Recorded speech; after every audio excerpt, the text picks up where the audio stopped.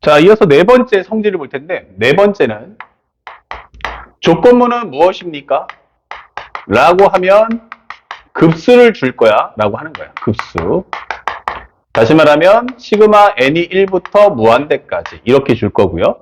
그 다음에 구하는 값은 무엇입니까? 라고 질문한다면 나는 철저하게 뭐한다? 극한을 출제할 거다 라고 설명하는 거예요. 자, 그러면 현재 여기서는 주인공이 누구지? 라고 하면 주인공, 현재 우리가 알아야 될 주인공은 누구지? 라고 하면 철저하게 극한이다 라고 맞춰주는 거야. 앞에 설명했던 것처럼 결국 이 극한이라는 과정에 맞춰줘. 손님한테 팔려면 손님의 의중에 맞춰야겠지. 그러면 도대체 이걸 어떻게 처리하라는 뜻이냐, 이게 무슨 말이냐 이런 뜻인 거예요. 맞죠? 자, 그러면 내용을 한번 살펴본다면 이 내용은 결국에는 시그마 n이 1부터 무한대까지 an이 알파로 수렴한다면 이 뜻인 거예요. 수렴한다면. 자, 그렇다면 현재 우리가 알고 있는 이 극한의 값은 뭐가 될까라고 묻는 거예요.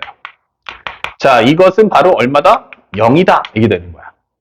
아니, 이게 무슨 말이야? 라고 설명해 주는데, 현재 이 말의 의도는 이런 게 아니겠어? 나는 현재 이 급수라는 것은 A1, A2, A3 해서 쫑쫑쫑 가서 AN-1, AN, 쫑쫑쫑 가서 계속 더하겠다는 얘기야. 그러면 급수라는 것은 이마만큼을 다 더하겠어. 이 더한 값이 얼마다? 바로 최종적으로 알파가 될 거다. 이 모든 원소들을, 모든 성분들을 다 더했을 때 값은 알파다.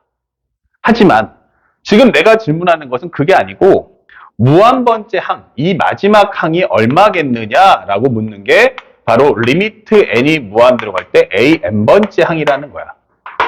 그러면 값을 계속 더했는데 값이 멈췄다 이런 뜻인 거야. 그러면 원소들이 셀 수 없이 많은데 얘네들을 계속 더해. 그러면 값이 차곡차곡 쌓이겠지? 근데 어느 순간부터는 이 항들이 더 많지만 이 항들의 값을 계속 더하더라도 값이 안 변해야 돼 이런 뜻인 거야. 만약 여기가 1이야. 그러면 AN이 1로 가면은 1111 하니까 뭐 극한값은 1로 가겠지. 그렇지만 1111을 합하면 어떻게 돼? 1 더하기 1 더하기 1 더하기 1 더하기 1 더하기 1 더하기. 그러면 값이 어떻게 돼? 무한대로 가겠죠. 만약 이 값이 마이너스 1이야 하면 어떻게 돼요? 마이너스 1, 마이너스 1, 마이너스 1, 마이너스 하면 값이 마이너스 먼저 갈 거야. 다시 말하면 이 값은 양수도 안 돼요, 음수도 안 돼요 라는 뜻인 거야. 그렇죠? 다시 말하면 아무리 더해도 숫자가 안 변한다. 즉 A에다가 뭘 더해야지 값이 A가 되겠냐라고 하는 질문과 같은 거야. 그러면 여기 들어갈 수 있는 숫자는 얼마다? 바로 0밖에 없잖아. 그럼 값이 안 변한다는 얘기는 이 끝번째 항은 0이다. 이게 되는 거야. 그쵸? 이 얘기를 묻겠다는 거야. 그러면 상대방이 말할 때 주인공이 만약에 급수를 물어봤다? 그럼 당연히 이 알파는 엄청나게 중요한 거야. 하지만 우리의 주인공은 누구다? 바로 얘가 주인공이다. 이게 되는 거야. 그러니까 알겠다고요. 이거는 다 더했을 때 값이 알파인 건 알겠는데 저는요. 합이 물어본 게 아니고요. 합이 멈췄네요. 그러면 끝번째항이 얼마죠? 라고 묻는 거야. 끝번째항은 얼마가 나와야 돼? 라고 하면 그 값은 0이 되어야 한다라는 것을 절대로 잊지 마세요. 라는 뜻이 이 내용의 핵심인 거야. 그래서 만약에 합이 멈췄습니까? 예. 근데 우리가 구하는 값이 뭐야? 극한이면 이거를 극한의 내용으로 바꿔달라는 얘기야. 합이 멈추기 위해서는 끝번째항이 얼마다? 0 외에는 존재할 수 없다. 오케이? 나중에 좀 더 심하다는 내용은 다음 강의에서 이제 급수 설명해서 보여주겠지만 여기서는 일단 성질만 말한다면 값을 더했을 때 값이 멈췄다라는 것은 끝번째 항에 해당하는 것들은 전부 다 어디에 가깝다? 0에 가까워지는 것 제외하고는 없다는 얘기야. 그 사실을 잊지 마세요. 그러면 급수를 뭐로 바꿔라? 극한으로 바꿔라. 이게 되는 거야. 급수의 내용을 결국 해석을 해주면 급수를 내용을 극한으로 바꾸기가 목적인 거야. 극한으로 바꾸기. 자, 요게 이 내용의 핵심이라는 것을 잊지 말고 요것에 맞춰서 문제를 풀어주세요 하시면 되겠습니다. 아시겠죠? 요 사실을 절대로 잊지 마. 자, 그렇다면 현재 이 내용에 맞는 문제풀이를 한번 해봅시다. 자, 바로 보여드릴게요. 현재 상대방이 말하는 건 뭐야? 이 급수가 10이에요. 이게 되는 거야. 급수가 10이다. 근데 극한값이 얼마겠냐라고 묻는 거야. 그럼 중요한 건 나는 극한이다. 물론 내가 아까도 했지만 만약에 이 상태에서 원하는 거는 가장 중요한 건 최대한 손님에게 맞춰라. 네가 원하는 게 뭐냐? 구하는 값에 맞춰라. 할 수 있는 건 최대한 맞춰주고서 안 되면 조건에 맞춰야겠지. 그럼 내가 원하는 건 리미트다. 그러니까 이 기호를 리미트로 바꿔줘. 이게 되는 거야. 그러면 급수가 뭐였다? 수렴했다가 중요한 거지 10이다가 중요한 건 아니야. 그러면 리미트 n이 무한대로 갈 때 저 안에 있는 값 n분의 an이라는 값은 이 값이 멈추려면 이것의 끝번째 항은 얼마가 나와야 돼? 0 나올 거야 라는 사실을 잊지 마세요가 이 문제의 본질인 거야. 그리고 나면 두 번째, 그러면 리미트 n이 무한대로 갈 때 현재 an의 제곱 더하기 n제곱, 여기는 an 플러스 2an의 제곱 플러스 3n 제곱이야 라고 설명해 주지. 그러면 an의 짝꿍은 n이 있듯이 여기는 an 제곱이면 분모에 누가 있어야 돼? n 제곱이 있어야 돼. 여기는 n이 하나 있으면 좋겠고 an의 제곱이 있으면 좋겠어. 그럼 공통으로 만든다면 분모 분자를 똑같이 n제곱으로 나눠주자 이게 되는 거야. n제곱 나눠주면 여기는 1 나오겠지. n제곱 나눠주면 여기는 n분의 an이 되겠지. 그거의 제곱. 선생님 여기는 n제곱분의 an이잖아. 맞아. n제곱분의 an은 이것은 n분의 an 곱하기 n분의 1로 분리할 수 있다는 얘기야. 그래서 이걸 살짝 보기 좋게 표현해주고, 그 다음에 여기는 2 곱하기 n분의 an의 제곱이다. 바꿔주시고. 그럼 여기는 얼마 된다? 3이잖아. 이게 되는 거야. 그렇다면 우리가 구하는 것은 극한의 값이니까 현재 n분의 an은 얼마가 나온다? 0이 나온다. 이것은 어차피 0이 나오겠구나.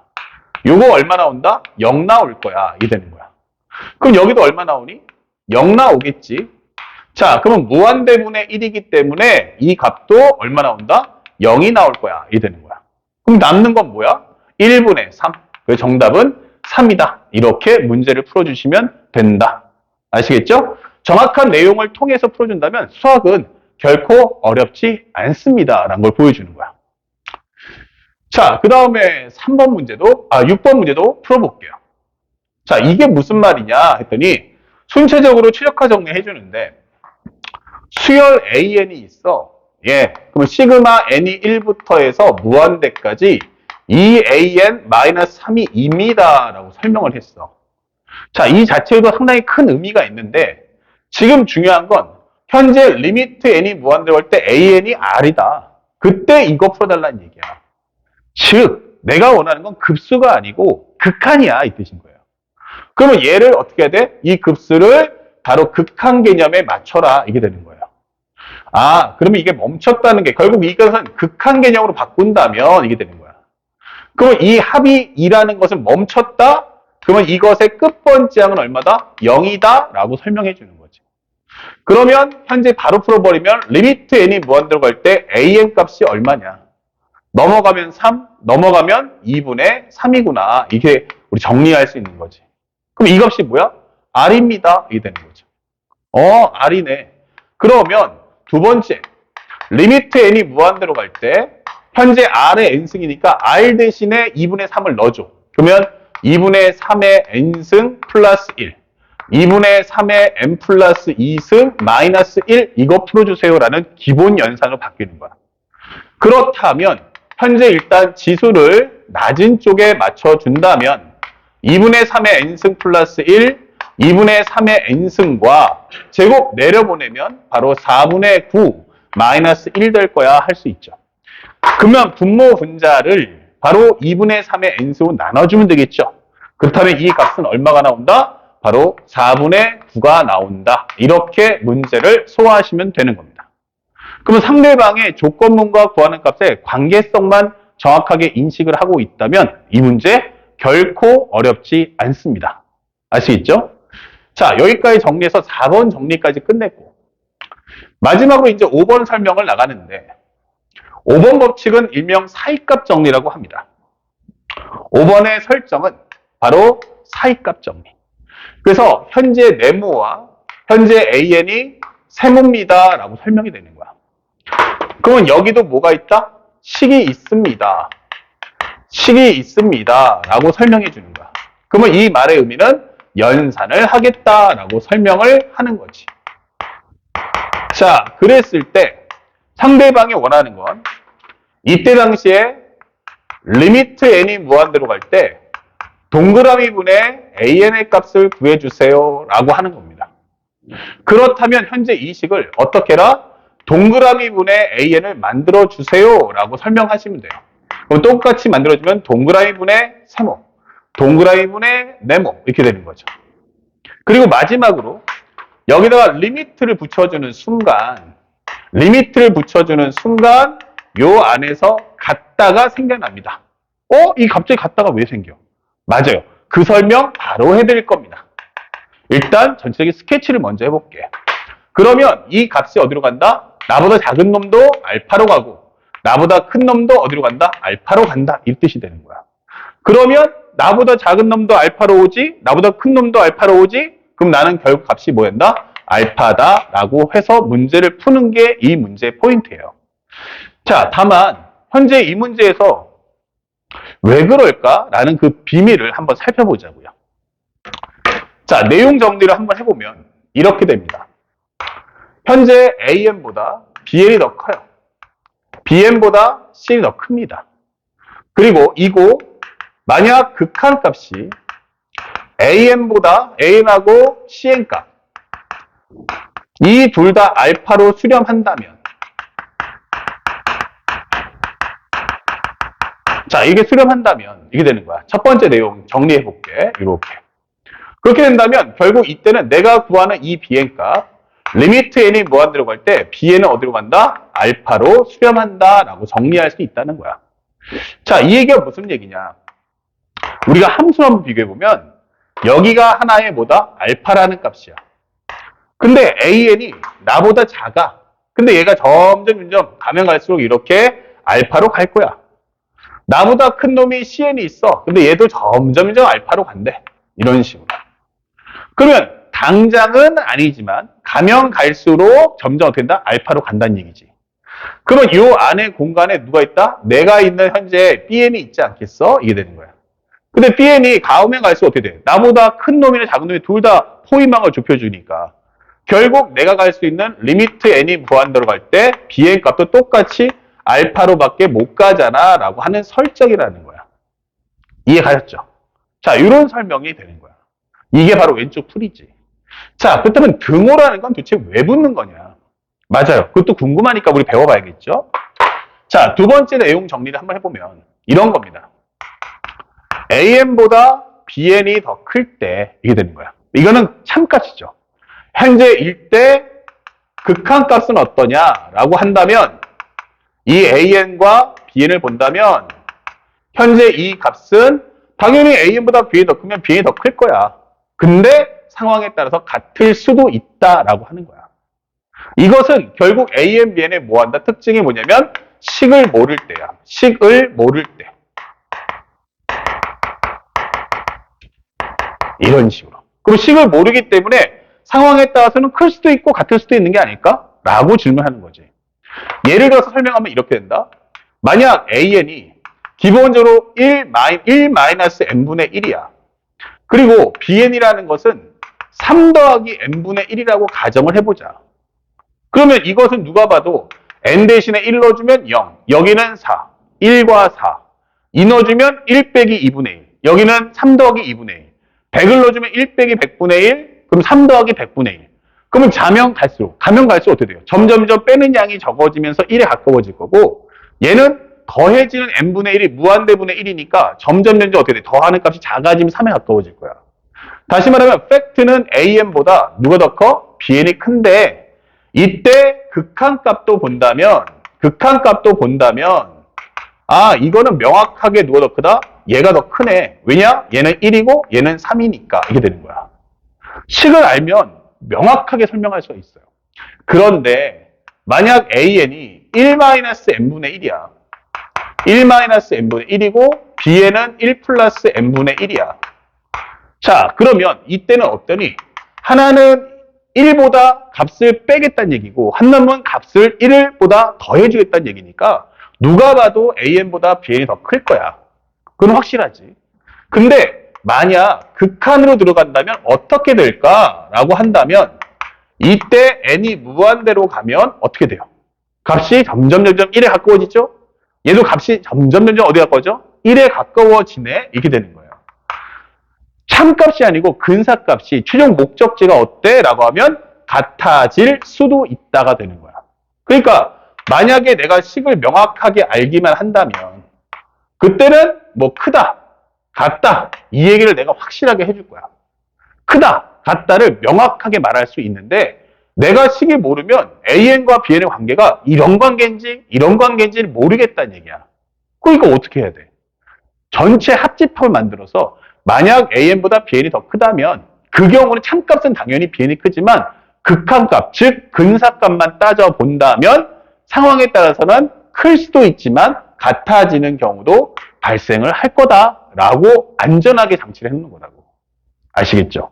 그래서 만약에 식을 알면 둘 중에 하나가 딱 떨어질 거고 만약에 식을 모른다면 둘 중에 하나가 나올 거다라는 의미로 등호가 붙는다는 거. 근사값이기 때문에 등호가 붙는다는 사실을 꼭 기억하고 문제를 풀어주시면 되는 거야. 아시겠죠? 자, 그렇다면 이 내용을 가지고 문제를 풀어봅시다. 마지막 문제. 자, 7번째 컨셉은 무엇입니까? 라고 물어봤더니 루트의 9n제곱 더하기 4, 그 다음에 루트 an 3n 플러스 2 이렇게 관계가 맞춰졌어. 근데 중요한 건 여기도 식이 있고요. 여기도 식이 있더라 이게 되는 거야. 그러니까 최대한적으로 뭐 하는 값에? 구하는 값에 맞춰주세요 이렇게 되는 거야. 근데 여기는 루트가 있는데 여기는 루트가 없네. 맞아요. 그래서 여기서 뭐 하자? 양변을 제곱하자. 그러면 9n제곱 더하기 4, 여기는 n 곱하기 an. 여기는 제곱하시면 9n제곱 플러스 2, 3은 6, 6이 10이니까 12n 플러스 4. 이렇게 달라는 얘기야. 양변을 제곱. 그 다음에 현재 때가 원하는 건 n분의 an이잖아. 그러면 여기를 어떻게 해라? n제곱으로 나눠줘. 이렇게 되는 거예요. 자, 여기까지만 하더라도 현재 극한이 아니기 때문에 참값의 부등호 방향은 안 바뀝니다. 그리고 현재 여기 있는 요게 지워지겠지. 그러면 이 상태에서 마지막으로 리미트를 넣어준다면 이렇게 되는 거예요. 리미트를 넣어준다면. 자, 이때는 AN의 식을 모르기 때문에 얘가 왼쪽에 가까울지 오른쪽에 가까울지 몰라. 하지만 적어도 둘 중에 하나는 걸리겠지라는 의미에서 바로 상등을 붙여달라는 얘기야. 그러면 왼쪽에 있는 이 값은 어디로 간다? 바로 9로 갈 거고 여기 있는 값도 어디로 간다? 9로 가기 때문에 우리가 원하는 이 극한값도 바로 9로 간다라고 문제를 풀어주시면 되는 내용입니다. 아시겠죠? 자, 그래서 여러분들의 칠판 오른쪽에 있는 성질일도 자세하게 보면서 완벽한 내용 정리를 하고 그 다음에 문제를 푸시면 됩니다.